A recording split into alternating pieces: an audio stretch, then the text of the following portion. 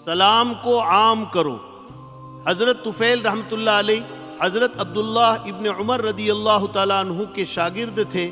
حضرت عبداللہ ابن عمر رضی اللہ تعالیٰ عنہ ان کو بہت چاہتے تھے، اور حضرت طفیل بھی اپنے استاد سے بہت محبت کرتے اور ان کی خوب خدمت کیا کرتے تھے۔ اسی محبت کی وجہ سے حضرت طفیل ہمیشہ اپنے استاذ کے گھر آتے جاتے رہتے تھے، اور کبھی کبھی وہ اپنے استاذ کے ساتھ بازار بھی جایا کرتے تھے۔ حضرت طفیل فرماتے ہیں کہ جب حضرت عبداللہ ابن عمر رضی اللہ تعالیٰ عنہ بازار پہنچتے تو جس مسلمان کے پاس سے بھی گزرتے، چاہے وہ کباڑا بیچ رہا ہو یا دکاندار ہو یا غریب اور مسکین ہو، سب کو وہ سلام کرتے تھے۔ ایک دن کا واقعہ ہے کہ میں ان کی خدمت میں گیا، وہ اپنے ساتھ مجھے بازار لے گئے۔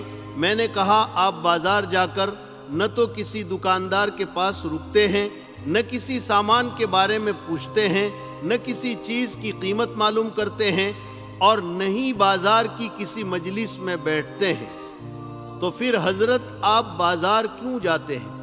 حضرت عبداللہ ابن عمر رضی اللہ تعالیٰ عنہ نے حضرت طفیل سے کہا، ارے بھائی، ہم تو بازار صرف اس لیے جاتے ہیں کہ جو مسلمان ملے ہم اسے سلام کرتے جائیں، اس لیے تمہیں بھی جو مسلمان ملے اسے سلام کرتے جاؤ۔ اللہ اکبر! دیکھا آپ نے، حضرت عبداللہ ابن عمر رضی اللہ تعالیٰ عنہ صرف سلام کرنے کی غرض سے بازار جاتے تھے۔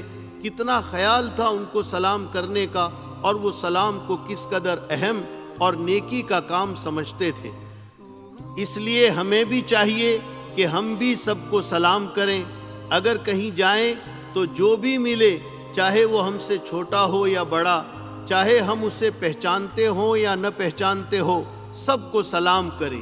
یہی ہمارے پیارے نبی صلی اللہ علیہ وسلم کی تعلیم ہے۔